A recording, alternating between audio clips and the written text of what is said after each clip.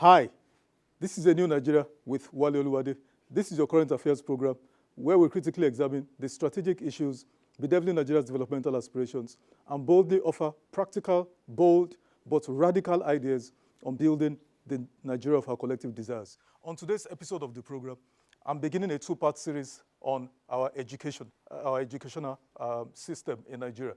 Today, I'll be focusing on what I've christened the Nigerian merit-based tertiary education scheme. And suffice to say that no nation that is developed got to where they got to, without a robust investment in tertiary education that is purely merit-driven. So what we've done in Nigeria in the past 3 decades or thereabouts has been a sham, and it is the reason why we're where we are as a society.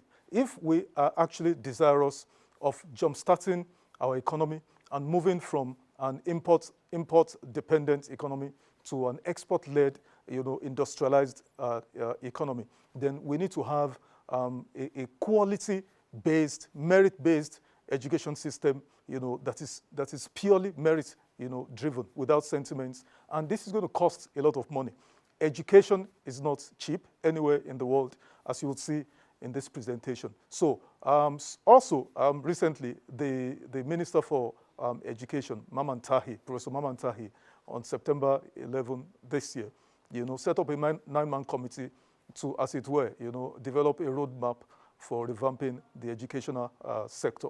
This is my own contribution as a patriotic Nigerian citizen, and eventually I would also forward soft copy and hard copy of this to the minister. So we'll take this short break, and when I return, we'll get right into the presentation. Please stay with us.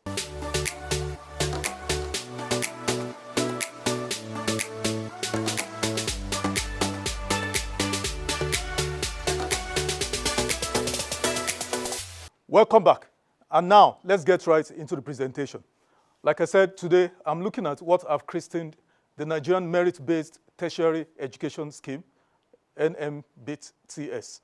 So, we'll get right into it now. Just a brief introduction. The administration of President Bola Ahmed Tinubu has introduced, with much fanfare and controversy in equal measures, the Students' Loan Scheme through the Students' Loan Access to Higher Education Act, which was signed into law June of this year. This is expected to start in January 24 with an initial takeoff sum of 5 billion naira, although there is another 5.5 billion originally intended for the acquisition of a presidential yacht, which the National Assembly has since added to the student loan scheme via the supplementary appropriation bill passed in November 2023. Expectedly, many critical stakeholders, including parents, students, and the Academic Staff Union of Universities, ASU, have kicked against the student loan scheme, expressing serious doubts in its ability to resolve our tertiary education crisis, but rather are of the view that this will further compound it. Some of the arguments of stakeholders, including ASU, against the student loan scheme are, some of the arguments against it are, number one, the loan covers only tuition fees. It doesn't cover for accommodation or any other thing, feeding or whatever. The issues also include issues of qualifying requirements for the loans. Your parents must not earn above 500,000, and they must not be indebted, all of that, Then also issues of ability of students to repay the loan after graduation. I mean, all of us are familiar with the rate of unemployment in Nigeria, and you will see, even in developed economies, they have challenges with student loan scheme. Also, the issues of perceived difficulty in accessing the loans. Some of the conditions precedent to accessing it are quite stiff, very onerous. Now, issues of guarantor, that's part of the conditions. You must be a level 12 officer or a legal officer, and all of that. So some of these issues are onerous, as it were. Now, having studied the various issues for and against the student loan scheme, it is my considered opinion that this is another hastily conceived scheme, poorly designed, and importantly, a massive scandal waiting to happen. How do I mean? As with other such funds, this will soon become embroiled in large-scale corruption, nepotism, and bureaucratic inefficiencies. In any case, the students' loan schemes, even in supposed advanced economies with robust institutional safeguards, hasn't proven to be the panacea to the challenges of tertiary education funding. In the United States, for instance, President Biden since taking office in 2021, has written off $127 billion US dollars outstanding student loans to more than 3.5 million individuals, with some of these outstanding debts as far back as 40 years. Now, the total size of US's student loans debt is 1.77 trillion US dollars. In America, where institutions are strong and durable, where jobs are available, where you don't have to cut an arm and a leg, to get a job, or you don't have to bribe to get a job, where even while you're in school, you could be doing jobs, to go to school. They have an outstanding outstanding student loan debt of 1.77 trillion. And it's a big issue, that President Biden has had to write off 127 billion US dollars, of 3.5 million students, former students. Now, of the overall 43.6 million population student loan debtors in America, millennials constitute the highest debtors, and this is in America. Next slide. 4. Okay. Now, briefly, let's look at what does the Constitution of Nigeria say about education. What is the position of the law about education in Nigeria?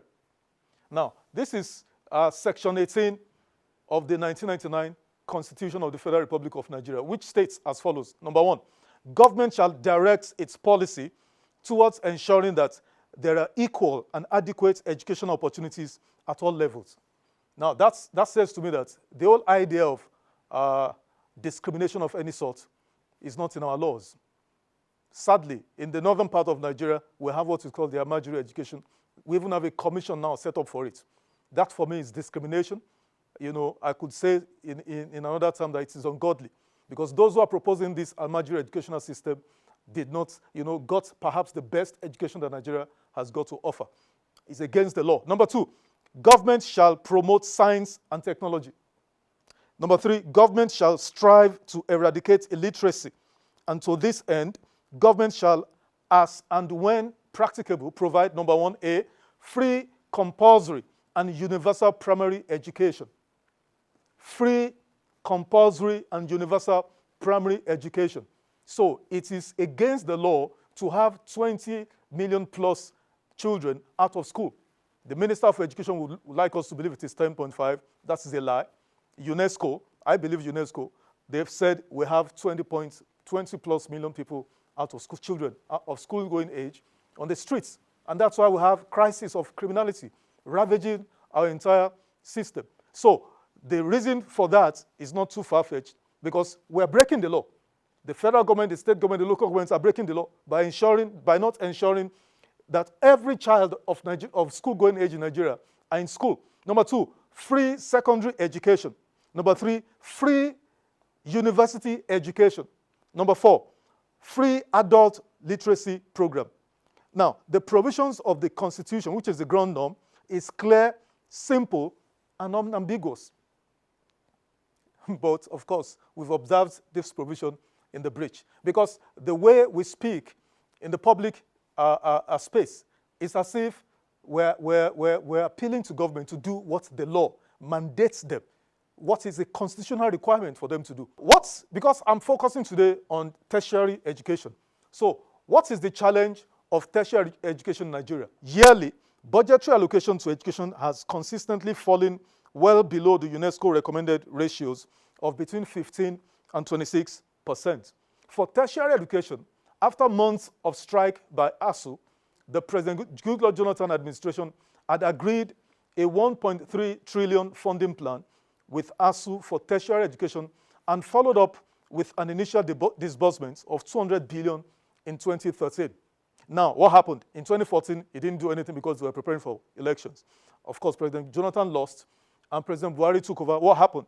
However, the President Buhari administration reneged on this, and that led to ASU proceeding on a shutdown of the universities for several months between 2015 and 2022.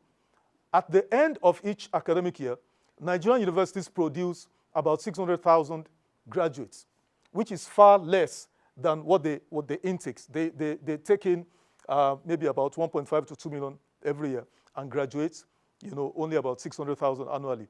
With a consistent fall in the general standards of education in our universities, the quality of graduates produced, and as well as ability to give them the required training and skills to face the job market, a holistic reform is certainly long overdue. Now, some of the notable strategic issues confronting tertiary education in Nigeria are funding, quality of faculty, that is the lecturers, the infrastructure, now governance, that is the management of the universities, and research. You know, every university is called, centers of academic excellence. They are citadels of learning. And as an academic, a professor, a lecturer, it's either you publish or you perish. So how has our universities in Nigeria contributed to growth, to development, to learning in our society? Least of all Africa, least of all the world. That is because the quality that is being produced of both faculty and students is poor. Now, each of these 5 factors, individually and collectively, ultimately contributes to the low quality in outputs from most of our public universities. I've recruited tens, of hundreds of graduates from Nigerian universities in the past over 2 decades. And I'm sad, to say that the quality is poor, generally speaking. If you speak to a Nigerian graduate, even some who claim to have first class, you would weep for this country. And the same country where I studied, I don't want to even open this kind of worm, but the quality, the products that we're producing from our public universities are, it's a shame to call such education. Now, to this end, I hereby present my ideas on the reimagining of our public university education system that is sustainable and ensures it delivers optimally for our national development and economic aspirations. Now, this is what I christen the Nigerian merit-based tertiary education scheme. Before I even go into the merit-based tertiary education scheme, what do we spend, both as a country, government, and individuals, what do we spend on foreign studies? Because since our education has collapsed, what is going on now in Nigeria is a mass exodus, all over Africa, all over the world, in search of quality education. So the JAPA phenomenon is a migration catastrophe directly impacting on the skilled workforce and youthful demographics of Nigeria. A cursory review of Nigeria's balance of payments reports showed that Nigerians spent the sum of $11.6 billion US. In a crude conversion, that will give us about 11 trillion naira. Just imagine what that sum can do for our economy. That is what we've lost. Between 2012 and 2023, we've lost this huge sum. Imagine what this amount would have done to our public universities in Nigeria. Conversely, while tens of thousands, are going outside of Nigeria in search of education, you would expect that other countries will come to Nigeria in search of education. But the country did not attract any form of inflow from foreign students, which is a clear departure from its once illustrious history. British Home Office data showed that the number of UK study visas issued to Nigerians rose by 222.8% from 20,004-27 in June 2021 to 65,000 in June 2022. Also, data from the Ukraine Center for International Education indicates that there were 4,379 Nigerian students in the country, most of them studying medicine-related courses. In the United States, available data reveals 17,640 Nigerians enrolled for education in 2022-2023 academic session, as against 14,000 recorded in the previous year. Curiously, and as a terrible lack of discretion and tact, federal and state governments spend humongous amounts on foreign scholarships annually. How do you square this circle? In a situation where a country's education is falling apart, primary, secondary, university is falling apart, collapsing, yet the federal government, the state governments, local governments are spending the scarce resources, sending Nigerian students abroad, thereby developing the educational system in those countries, giving them, improving their economy, and depleting ours. That is sadly what is going on in Nigeria. While I strongly advocate for most scholarships to be suspended forthwith, now, the TET Fund scholarship for academic staff in universities locally should, however, be retained. This is the Nigerian merit-based tertiary education scheme. This is the schematic. This is the structure of it. I know it looks a bit confusing, but just stay with me. I'll put you through it in a bit. It's quite simple. Now, there is the phase 1, which is about us attaining economic self-sufficiency. So this is the entry point into this scheme. This is our public primary. Remember, this is all about public schools, public education system. I'm not interested in private sector education. They are purely profit-oriented, profit motive-oriented. I'm a product of the public educational system in Nigeria, which was the best all over Africa. I'm proud to say that I was born in Ibadan, Oyo State. I went to primary, secondary school in Ibadan, Oyo State, and I got one of the best, if not the best, in the entirety of Africa. I can say that boldly. That is why I'm interested in education. So this is the entry point into public primary school. So these are our pupils. Now, they go into secondary school when you graduate. Now, this is compulsory. Like we said earlier on by the Constitution, it is free and it is compulsory. It is illegal for any Nigerian-born child to not have basic primary and secondary education. And it is funded by UBEC, the federal, state, local governments. Also, UBEC contributes. Now, when they graduate from here, this is where it becomes interesting. I have classmates in my secondary school that even amongst ourselves, we know some of them did not have the mind or the head for academics. It was obvious. I mean, I have a secondary school WhatsApp platform currently. We know ourselves. You know, what we knew then has been confirmed in the fullness of time. You know, we know where all of us are. Some of my classmates in secondary school, a few of them, you know, will probably not even understand. Whatever I'm doing here will sound like Greek to them. That's how far, you know, the disparity in academic skills or proficiencies were. And now that does not mean they are useless. And that's what this whole diagram will reveal. So from secondary school, you have different options. There are 4 options. So either you go for technical education colleges, you know, because recently Dangote said they have to go get about 5,000 plus technicians from other African countries because we don't have technicians. Basic technical skills in masoning, in engineering, in stuff. Not university graduates. Basic skills, workman skills that are vital in construction industries, in oil and gas, in power, and all of that. That you do not need a university degree for. I've lived in America, I've lived in the UK, I've studied in the UK, and I've met, you know, young people that I said, why are you not in school? They said, I don't have to be in school, I'm working. And they get fulfillment, they get good paying job, pensionable jobs, without having been to any university. That is what, so it's not everybody. Education, tertiary education is key, but tertiary education is not for everybody. And I'll take that again. Tertiary education, university degrees, is extremely important for any nation that wants to make progress in this 21st knowledge-driven economy.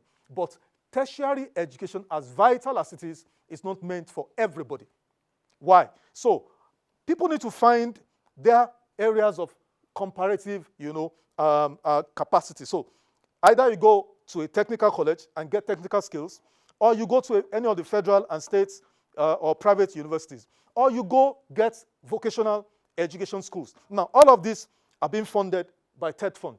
Now, of course, these two are funded by TED Fund, but this vocational educational, and then from here, you go to the MSc incubation, and then you also have sports development and the creative arts. These 3 are funded by the Jobs Creation and Poverty Eradication Scheme program that I spoke about some months ago when I talked about, you know, strategies for poverty eradication and jobs creation.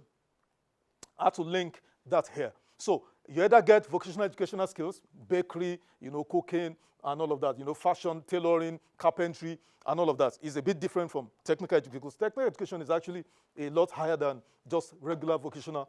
So if you go to federal, state, and private universities or technical education now, and all of these are those who partake in JAM, the Joint Admissions Matriculation Board Examination. Now, where does the merit-based tertiary educational scheme, where does it come in here? If you score 70% in JAM in certain courses that we will all decide as Nigerians, because I haven't done a needs analysis, that, okay, for us to compete with America, with Singapore, with China, and all these places, these are the courses we're going to focus on as a nation. I'm going to invest heavily. If you score 70% to gain admission to study those courses in a few universities, then you don't attain this. You come into this place, and this will have 10 special engineering and information technology research universities and 1 or 2 polytechnics in the mix, designed as Nigerian centers of education excellence. And these 10 institutions are the anchor of the merit-based tertiary education scheme to be funded by both the federal, the states, and the local governments in Nigeria. I hope that is clear. Let me say that again. From JAMB, when you write JAMB, I haven't identified a few courses, like I said, in engineering, information technology, in other research areas, and we have identified 10 universities, or maybe 8 universities and 2 polytechnics. We've identified this as centers of national education excellence. Now, if you score 70% in these courses that we have identified that we're going to focus on as a nation, if you score 70% in JAMB, then you go straight, you get admitted into this. And it is purely on merit. You'll see, I'll give further explanation. Now, when you graduate from here, you become what is called highly skilled workforce.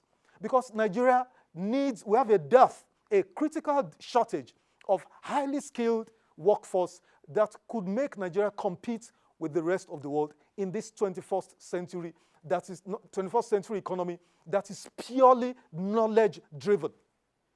What we're doing in Nigeria is a joke. We cannot compete even with our peers in Africa. Egypt, Algeria, Morocco, we're nowhere near them. Least of all, the rest of the advanced world. If we're going to close the gap and begin to compete at that level, we've got to do this. It is imperative. This has been long overdue, maybe in the last 10 to 20 years ago. We need to start this right now. I'll give further information now. So when this graduates as highly skilled workforce, what happens? They get absorbed into the federal civil service. Our civil service, of course, it's a joke because people get in there on all sorts of criteria, sentiments, quota system, federal character. That's how people get into the federal, civil service. Various MDAs, the military establishments and other security agencies, diplomatic corps, of course, critically, industrial and manufacturing sectors, agriculture sector, ICT sector, financial services, hospitality and tourism, the whole works. This is the national economy. So the merit-based tertiary education system is the breeding ground for the new economy, the new Nigerian economy of the 21st that can cope with the demands of the 21st century.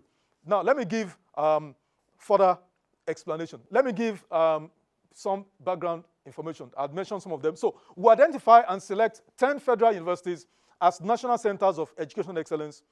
These are, in a way, our own version of the US Ivy Leagues. In America, they have 8 universities that are called Ivy Leagues. Harvard, Princeton, Yale, Brown University, University of Pennsylvania, about 8 of them. They are called Ivy Leagues. No random person can just stroll into those universities. You've got to have the academic smarts to get admitted into those universities. And I'll show you practically how, students from such universities have turned around, the fortunes of America practically. Now, number 2, these universities receive specialized funding of 100 billion naira annually from the federal, states, and local governments. That means from FAC revenues. When they sit down to share our FAC revenue every month, we'll take out 100 billion. So we'll take 100 billion. So we'll give each of the universities 10 billion. We'll take 10 billion and give each of the universities, that is 100 billion annually, to meet their needs. Also, these are the anchors of the Nigeria's merit-based tertiary education system with the overarching objectives of producing the much-needed, highly skilled manpower for our export-led economic industrialization goals. Admission into this, like I said, shall be by scoring at least 70% in special UTME tests open to every Nigerian pupil seeking admission to study certain selected courses.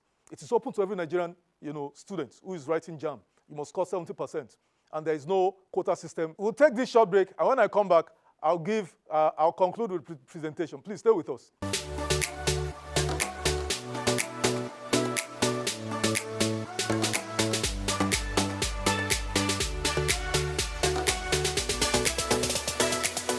Welcome back. Now, students admitted into this shall be on full government scholarships for undergraduate to PhD in specialized areas of studies, identified through, like I said, needs assessments. Faculty members into these 10 universities shall be recruited by foreign recruitment agencies, and remuneration and benefits packages to be commensurate to best practices in similar top universities in the world. So what is being paid, Ivy League universities in the world is what we're going to be paying this. And even if not up to that, at least something appreciable that can attract, because we need to attract foreign faculty members. Some of our Nigerian lecturers who have gone, we can bring them back. And we can also recruit, experts, foreigners to come and teach, lecture in our Nigerian universities. Now, the merit-based tertiary education scheme is to have a distinct governance body, to be peopled by non-politically exposed persons. Members shall also be strictly from the private sector. For example, retired board chairs of financial institutions. Now, the governance for this merit-based tertiary education scheme, is not going to be business as usual. We'll find people who have the demonstrable capacity, to supervise. I mean, I could give you 10 names if you want, to supervise this scheme and ensure there is no federal character, there's no mago-mago, there's no, the usual issues that bedevil laudable ideas in Nigeria. It does not happen here. I rest my case. Remember, change requires action, and positive change requires positive action. I believe in a new Nigeria, and it is possible. Now, that's the program today. Remember to follow me on my various social media handles. Follow me on my YouTube channel. Drop me a comment. I'd like to hear from you, and I'll see you next time. Bye for now.